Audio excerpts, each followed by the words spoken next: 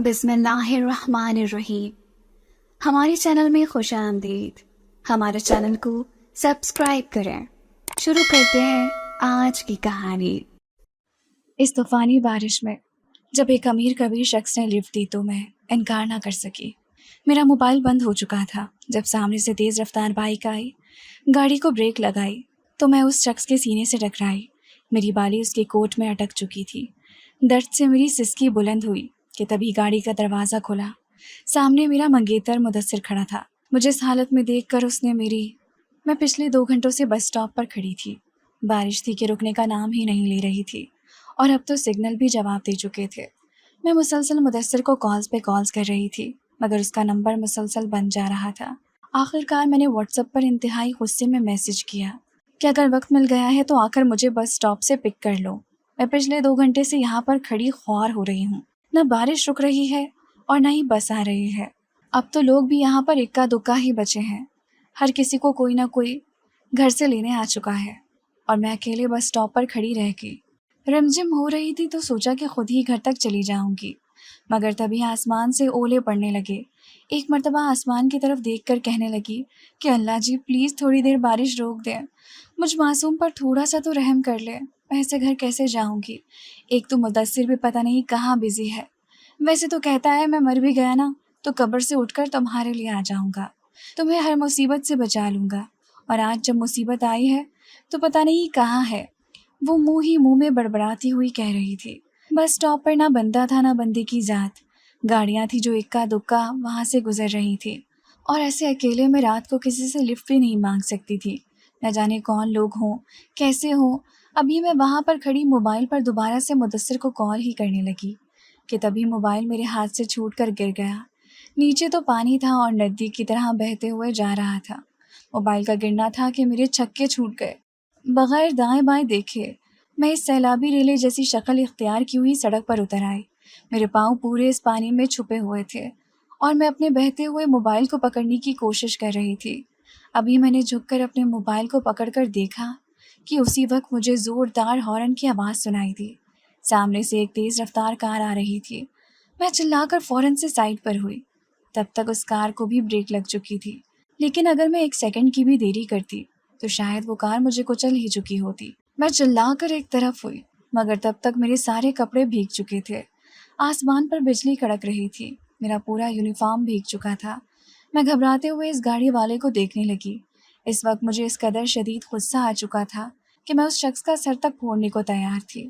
میں غصے سے جیسے ہی کہنے لگی کہ اندھے ہو کیا، دکھائی نہیں دیتا؟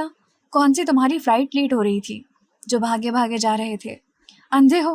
اگر تمہاری گاڑی کے آگے آ کر میں مر جاتی تو؟ اتنا کہا ہی تھا کہ اگلے ہی پل کھڑکی کھلی اور اندر سے ایک لڑکا باہر نکلا۔ مجھے لگا شاید اسے اپنی غلطی کا احساس ہوا ہوگا، مگر وہ جو کوئی بھی تھا بے حد پرکشش اور خوبرو نوجوان تھا۔ 3 پیس سوٹ پہن رکھا تھا اس نے۔ جیسے ہی بارش میں آیا تو اس کے بال جو سلیقے سے جیل لگا کر سیٹ کیے تھے اس نے، وہ بارش میں بھیگ کر اس کے ماتھے پر آنے لگے۔ وہ چلتا ہوا میرے پاس آیا اور کہنے لگا کیا اندھی ہو؟ کون ہو مجھے باتیں سنانے والی؟ ایک تو میں نے بر وقت بریک لگا کے آپ کی جان بچائی ہے، اور اوپر سے آپ اس برستی بارش میں سڑک پر کشتیاں بنا کر بہا رہی ہیں۔ میں تو موبائل اٹھانے کے لیے یہاں تک آئی تھی اور یہ سمجھ رہا تھا کہ میں کشتیاں بنا رہی ہوں۔ میں بھی اپنا موبائل دکھا کر کہنے لگی کہ کوئی کشتیاں نہیں بنا رہی تھی، میرا موبائل گر چکا تھا جسے اٹھا رہی تھی۔ گھر والوں سے رابطہ کرنے کا واحد ذریعہ ہی میرا موبائل ہے، جو اب پتہ نہیں ٹھیک ہوگا کہ نہیں۔ ایک تو یہ بارش رکنے کا نام نہیں لے رہی، میرا موبائل خراب ہو گیا، اوپر سے آپ جیسے امیر کبیر لوگ ہم غریبوں کو تو مارنے کے لیے ہی تیار ہوتے ہیں۔ اب جائیں یہاں سے، میرا منہ کیا دیکھ رہے ہیں؟ میں گھبرا بھی رہی تھی اور اتنا سب کچھ بول کر دوبارہ بس اسٹینڈ کی طرف بڑھنے لگی۔ وہ بھی منہ ہی منہ میں بڑبڑاتا اپنے بالوں کو ہوا میں جھٹکتا گاڑی کی جانب بڑھنے لگا۔ جب مجھے اکیلے وہاں پر بیٹھی دیکھا تو گاڑی کا شیشہ نیچے کر کے کہنے لگا کہ او ہیلو میڈم، اگر چاہو تو تمہیں ڈراپ کر سکتا ہوں۔ آفر تو اچھی تھی، لیکن وہ ایک غیر لڑکا تھا۔ میں نے آس پاس سڑک پر نظر دوڑائی اور اس کے بعد میں نے اس سے کہا کہ کوئی ضرورت نہیں ہے، ابھی میرے گھر سے کوئی آتا ہوگا۔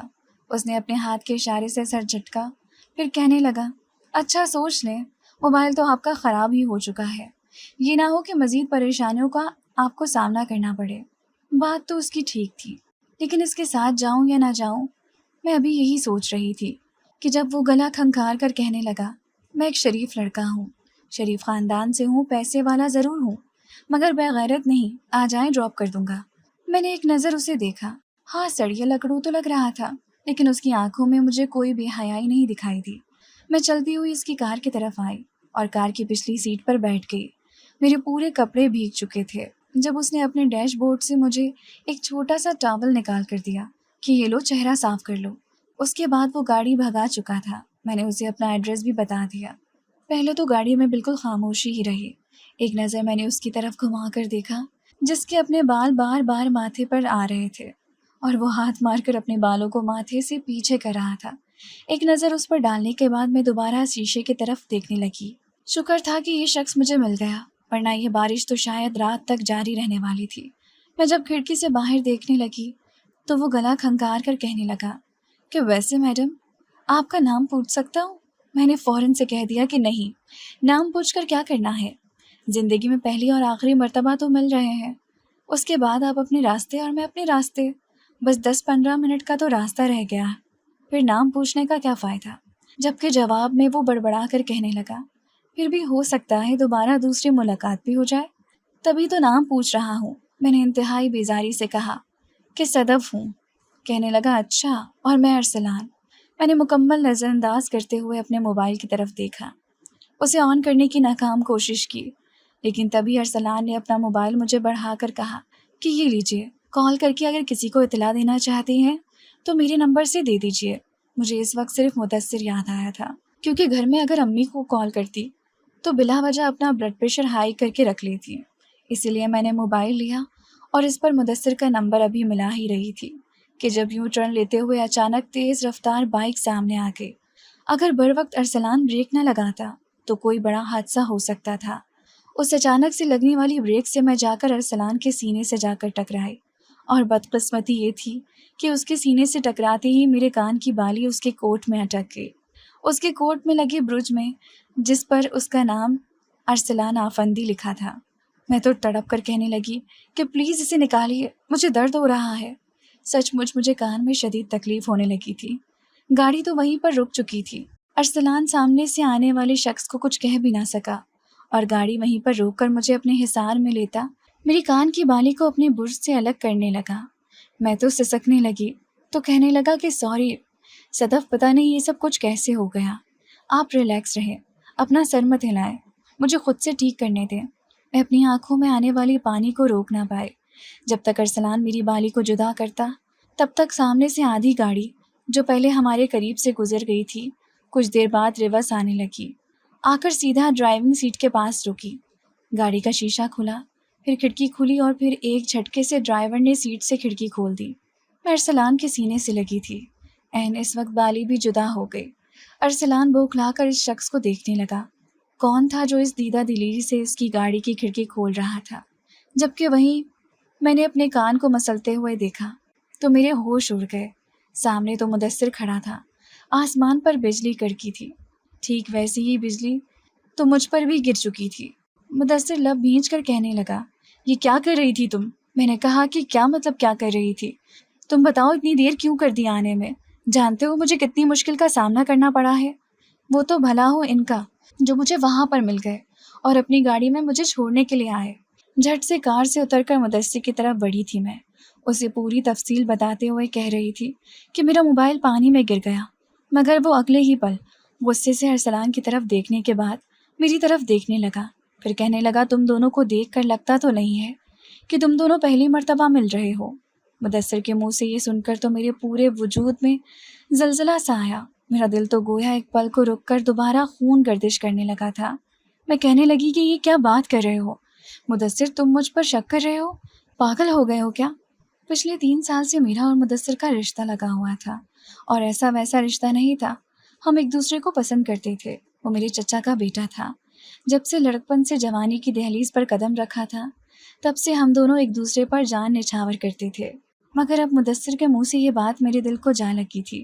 وہ شخص بھی غلط فہمی کلیئر کرنے لگا کہ نہیں، آپ غلط سوچ رہے ہیں، یہ صرف ایک حادثہ تھا، سامنے سے آنے والی تیز بائک کی وجہ سے مجھے بریک لگانا پڑی، جس کی وجہ سے ان کی بالی میرے برج میں اٹک گئی۔ لیکن وہ چلا کر کہنے لگا، اچھا تو فرنٹ سیٹ پر بیٹھنے کی کیا ضرورت تھی؟ پیچھے کیوں نہیں بیٹھی تم؟ گھر چلو، تمہارا میں اچھے سے علاج کرواتا ہوں۔ اتنا کہہ کر مدثر میرا بازو پکڑ کر مجھے گاڑی میں پٹک چکا تھا۔ مجھے شدید شرمندگی محسوس ہو رہی تھی۔ اب تک اس امیر لڑکے کے سامنے میں جتنا اکڑ کر اور انتہائی نخریلے انداز میں بات کر رہی تھی، جیسے میں پتہ نہیں کیا بلا ہوں، مگر جو حرکت میرے ساتھ مدثر نے کی تھی، میری عزت دو کوڑی کی رہ چکی تھی۔ بارش ابھی بھی ہلکی ہلکی جاری تھی۔ وہ شخص سڑک پر کھڑا یوں ہی دیکھ رہا تھا اور مدثر گاڑی بھگا کر چل دیا تھا۔ پورے راستے میں اسے یہ یقین دلاتی رہی کہ تمہیں مجھ پر اتنا بھی یقین نہیں ہے؟ ارے میں تمہارے لیے مر مٹنے کو تیار ہوں، تم پر جان نچھاور کرتی ہوں، تمہارے علاوہ کبھی کسی کے بارے میں سوچ بھی نہیں سکتی، اور تم اس طرح کی بات کر رہے ہو؟ مدثر کا تو دماغ گھما ہوا تھا، کہہ رہا تھا کہ 2 منٹ اور انتظار نہیں کر سکتی تھی؟ میں بھی کچھ پرابلمز میں پھنسا ہوا تھا، آنے میں وقت لگ جاتا ہے۔ اس کا مطلب یہ ہوا کہ تم کسی بھی غیر کے ساتھ منہ اٹھا کر چلی آؤ گی۔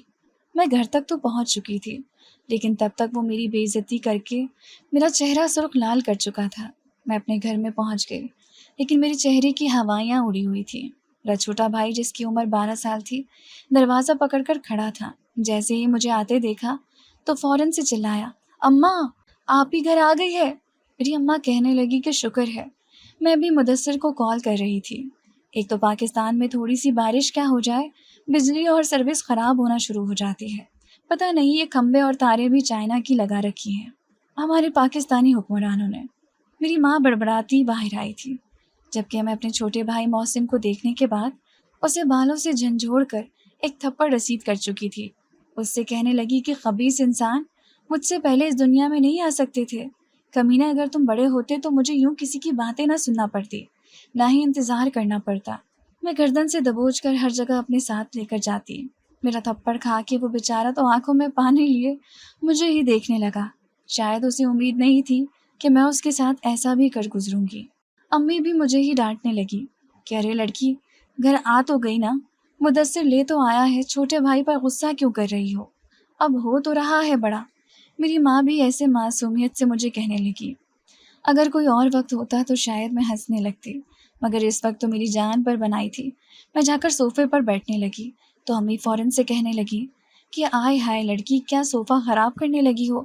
بدبو پڑ جائے گی، جاؤ جا کر کپڑے بدل کے آؤ، تب تک کھانا لگاتی ہوں میں۔ ہوا کیا ہے یہ تو بتاؤ۔ میں اس وقت تو نفی میں سر ہلا کر سیدھا کمرے میں چلی گئی۔ فریش ہونے کے بعد نارمل حلیے میں آئی اور سب سے پہلے موبائل کو دیکھا، جو شاید ہی اب ٹھیک ہوتا۔ امی کے نمبر سے میں مدثر کو کال کرنے لگی۔ جب اس نے میری آواز سنی تو فوراً کال کاٹ دی، کہنے لگا کہ میں مصروف ہوں، جب دل کیا میں کال کر لوں گا۔ میں کھانا کھاتے ہوئے اسے میسج پر میسج کر رہی تھی۔ پتہ نہیں وہ میرے بارے میں کیا سوچ رہا تھا۔ اسی شام چچا چچی گھر آ چکے تھے، دونوں ہی کافی خوش لگ رہے تھے۔ میرے ابو بھی انہی دنوں چھٹی لے کر گھر آئے ہوئے تھے۔ دبئی میں وہ ایک کمپنی میں جاب کرتے تھے، مگر ان دنوں موسمی خرابی کی وجہ سے کھانسی اور بخار میں مبتلا تھے۔ چچا کے آنے پر وہ بھی اپنے کمرے سے نکلے اور بیٹھ کر باتیں کر رہے تھے۔ تبھی ان باتوں میں میرے اور مدثر کی شادی کی بات چلنے لگی۔ میرے چہرے پر خوشگوار حیرت پھیلی تھی۔ تبھی کچھ دیر بعد چچا کے کہنے پر مدثر بھی وہاں پر آ چکا تھا۔ کافی سنجیدہ دکھائی دے رہا تھا۔ میری ماں نے ایک نظر مجھے دیکھا اور پھر مدثر کو اتنا سنجیدہ دیکھ کر کہنے لگی کہ تم دونوں کے بیچ کیا کوئی لڑائی ہوئی ہے؟ دونوں کے چہرے کیوں اترے ہوئے ہیں؟ کافی سنجیدہ لگ رہے ہو۔ سب خیریت ہے؟ میں نے نفی میں سر ہلا دیا۔ فی الحال میں اپنی امی کو کچھ بھی بتانا نہیں چاہتی تھی، کیونکہ یہ میرا اور مدثر کا پرسنل معاملہ تھا۔ میرے لیے کوئی اتنی بڑی بات بھی نہیں تھی۔ میں تو مدثر پر اندھا اعتبار کرتی تھی۔ مجھے پورا یقین تھا کہ اگر میں اسے کسی لڑکی کے ساتھ ایک کمرے میں بند بھی کر دوں، پھر بھی وہ میرا ہی رہے گا۔ مگر میرے پیروں کے نیچے سے زمین تو اس وقت نکلی جب سب کے سامنے مدثر کہنے لگا کہ وہ ابھی شادی نہیں کرنا چاہتا۔ 6 مہینے بعد جب میرے ابو واپس دبئی سے آئیں گے تب ہی وہ میرے ساتھ نکاح کرے گا۔ ابھی اسے خود کاروباری سلسلے میں پریشانیوں کا سامنا ہے۔ جہاں سب حیران تھے، میرا تو چائے کا گھونٹ حلق میں ہی اٹک کر رہ گیا۔ اب تک جو لڑکا بار بار شادی کی ضد کر رہا تھا، اس کی ضد پر ہی تو میرے ابو کو امی نے دبئی سے بلوایا تھا کہ بیٹی کا فرض ادا کر دیں، مگر اس کی یہ بات سن کر تو سب ہی حیران ہوئے تھے۔ چچا چچی کو بھی شاید اس کی اس بات کی امید نہیں تھی۔ اس وقت وہ پچھتانے لگی جب میں نے اس لڑکے کے ساتھ گھر آنے کا فیصلہ کیا تھا۔ میں نے محسن کو بلا کر کہا کہ جاؤ مدثر سے کہو آپ ہی بلا رہی ہیں۔ وہ گھور کر دیکھنے لگا کہ شرم نہیں آتی؟ تمہارا شوہر نہیں ہے، وہ کزن ہے، اور میں کیوں تم لوگوں کی ملاقاتیں کرواتا پھروں؟ تمہارا بھائی کوئی بے حیا بے شرم ہے؟ اچانک سے میرے چھوٹے بھائی کی غیرت جاگ گئی تھی، مجھے زہر لگ رہا تھا وہ۔ میں نے اس کا کان مروڑا اور کہا دے دوں گی تمہیں 200 روپے، کھا لینا کوئی چیز۔ اب جاؤ چپ چاپ مدثر کو بلا کر لاؤ، میں شاید ٹینشن میں ہوں۔ وہ اپنے کان کو مسلتا ہوا سسکتا وہاں سے چلا تو گیا۔ کچھ دیر بعد بہانے سے ہی مدثر کا ہاتھ پکڑ کر بالکنی کی طرف لے آیا تھا۔ ابھی وہ دونوں وہاں پر کھڑے تھے کہ جب میں وہاں پر آ گئی۔ محسن تو وہاں سے بھاگ گیا، جبکہ مدثر مجھے دیکھ کر اپنی نظریں پھیر چکا تھا۔ وہاں سے جانے لگا تو میں نے اس کا ہاتھ پکڑ لیا۔ میری آواز روندی ہوئی تھی اور میں کہنے لگی کہ مدثر یہ سب کچھ کیا ہے؟ کیا آپ کو مجھ پر ترس نہیں آ رہا؟ میرا قصور ہی کیا ہے؟ صرف یہ کہ مجھے وہاں پر ڈر لگ رہا تھا۔ میں اکیلے تھی، بس اسٹاپ بالکل خالی ہو چکا تھا، نہ بندہ تھا نہ بندی کی ذات۔ وہاں پر وہ شخص اچانک آ گیا، مجھے شریف لگا، اسی لیے میں اس کے ساتھ بیٹھ گئی۔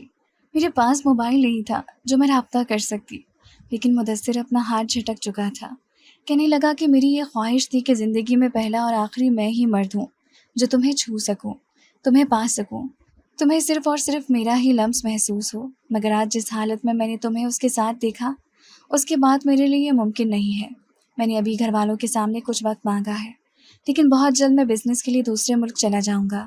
اس کے بعد وہیں سے اس رشتے کو بھی ختم کر دوں گا، تاکہ تمہارے راستے بھی آسان ہو جائیں اور تم جس سے چاہو لفٹ لے کر گھر بھی آؤ، جو کچھ کرنا ہے وہ بھی کر سکو۔ مدثر کے منہ سے یہ سب کچھ سن کر تو صدف کے وجود میں کھلبلی سی مچ چکی تھی۔ اب تو اسے بھی غصہ آ گیا۔ جب مدثر وہاں سے جانے لگا تو اس کا بازو پکڑ چکی تھی، اسے واپس پلٹا کر کہنے لگی کہ یہ کیا بدتمیزی ہے؟ تم مجھ پر الزام لگا رہے ہو، تہمت لگا رہے ہو۔ میرا اللہ جانتا ہے میری کوئی غلط نیت نہ تھی، نہ ہی وہ شخص ایسا تھا۔ مجھے تو شرم آتی ہے کہ میں تمہارے ساتھ محبت جیسے پاکیزہ رشتے میں جڑی تھی، جہاں پر پہلی منزل ہی اعتبار اور احساس ہوتا ہے۔ اب تک تم مجھ پر روک ٹوک کرتے آئے، مجھے لگ رہا تھا شاید تم مجھے دنیا کی غلط نظروں سے بچانا چاہتے ہو، میرا احساس کرتے ہو۔ مگر اس گفتگو کے بعد یہ تو واضح ہو ہی چکا ہے کہ تم کس قدر گھٹیا انسان ہو، گھٹیا سوچ رکھتے ہو۔ مدثر اس کے کردار پر انگلی اٹھا کر وہاں سے جا چکا تھا۔ اس کے بعد تو میں کمرے میں ایسے بند ہوئی کہ پھر باہر نہ نکلی۔ رو رو کر میری آنکھوں کے نیچے ہلکے پڑ چکے تھے۔ گھر والے الگ پریشان تھے۔ ٹھیک 1 ہفتے بعد اسے کمپنی کی طرف سے آسٹریلیا ایک میٹنگ اٹینڈ کرنے جانا تھا۔ یہ میٹنگ ٹرپ صرف 7 دن کی تھی، مگر جان بوجھ کر اس نے مزید بڑھاتے ہوئے 6 مہینے کر دیے۔ وہاں جانے کے فوراً بعد اس نے صرف اور صرف شک کی بنیاد پر مجھ سے رشتہ ختم کر لیا۔ میرے ابو کو کال کر کے کہنے لگا چاچو میں صدف سے شادی نہیں کرنا چاہتا، آپ اس کی شادی کسی اچھے خاندان میں کروا دیں۔ اس بات پر بھی پورے خاندان میں اچھا خاصا شور برپا ہوا تھا۔ میری ماں مجھ سے بار بار پوچھ رہی تھی کہ آخر ان سب کی وجہ کیا ہے، لیکن میں ایک گہری سانس خارج کر کے انہیں کیا بتاتی۔ پہلے تو حقیقت چھپائے رکھی، لیکن پھر میں نے اپنی امی کو اس حادثے کے بارے میں سب کچھ بتا دیا۔ پہلے تو امی مجھے قصوروار ٹھہرا رہی تھی کہ تمہاری زبان تیز ہے، کینچی کی طرح چلتی ہے، مگر جب انہیں حقیقت معلوم پڑی تو وہ اسی بات سے آگ بگولا ہو گئی۔ جا کر مدثر کے ماں باپ کو بھی حقیقت سے آگاہ کیا۔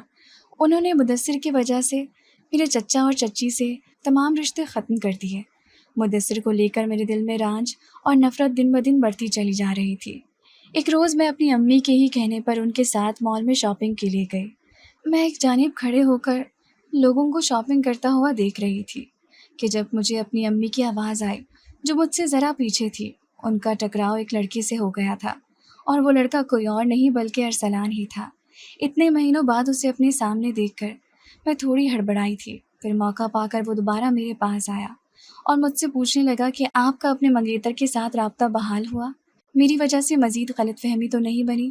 اس کی بات سن کر میں نے گہری سانس خارج کی اور کہنے لگی کہ آپ کی وجہ سے نہیں، بس وہ تھا ہی چھوٹی سوچ والا۔ اس نے اس واقعے کے بعد میرے کردار پر انگلیاں اٹھائی اور مجھ سے رشتہ ختم کر دیا۔ اچھا ہوا، ٹھیک وقت پر اس جیسے شخص کی اصلیت میرے سامنے آ گئی۔ میں اتنا کہہ کر وہاں سے شاپنگ کرنے کے بعد گھر آ گئی، لیکن 2 دن بعد میرے لیے ایک رشتہ آ گیا۔ میں تو ایسی بیزار تھی کہ امی سے کہنے لگی کہ جو بھی لڑکا ہے جیسا بھی ہے میری شادی کروا دے، مجھے اب کوئی فرق نہیں پڑتا۔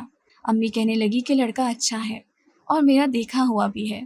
इस वक्त मैं निकाह में बैठी थी और फिर मौलवी साहब ने अरसलान आफंदी का नाम लिया तो मेरे होश उड़े थे। मैंने निकाह नामे पर साइन कर दिए। कबूल के बाद जब मुझे मेरे दूल्हे के साथ बिठाया गया तो मैं चौंकी थी, क्योंकि ये तो सचमुच अरसलान ही था। मुझे देखकर मुस्कुरा रहा था। मैं तो कुछ बोलने की काबिल ही नहीं रही थी। वो तो हमसे भी अच्छे खासे अमीर थे। अरसलान मुझे रुखसत करके अपने घर ले गया। कुछ देर बाद जब कमरे में मेरे पास आया तो मेरा हाथ पकड़कर कहने लगा कि तुम मुझे पहली नज़र में ही अच्छी लग गई थी। और वही वक्त था जब मैंने दुआ मांगी थी कि काश तुम मेरी हो जाओ। शायद वो वक्त कबूलियत का था और देखो तुम मेरी हो गई। उसकी बात सुनकर मेरे तो दिमाग में कहीं धमाके हुए। बाकी इंसान की किस्मत और मुंह से निकली दुआ से कहाँ ले आती है उसे। शुरू शुरू में तो अरसलान के साथ मेरा रवैया कुछ ठीक नहीं था, लेकिन धीरे धीरे जब मैंने अरसलान की मोहब्बत देखी, उसकी इतनी अपनायत देखी, तो फिर ये नाशुक्रापन मुझे भी पसंद ना आया। और आज मुझे वाकई में एहसास होता है कि अच्छा हुआ मेरा पीछा मुदस्सिर से छूट गया। आज अरसलान के साथ मेरी ज़िंदगी जन्नत बन चुकी है।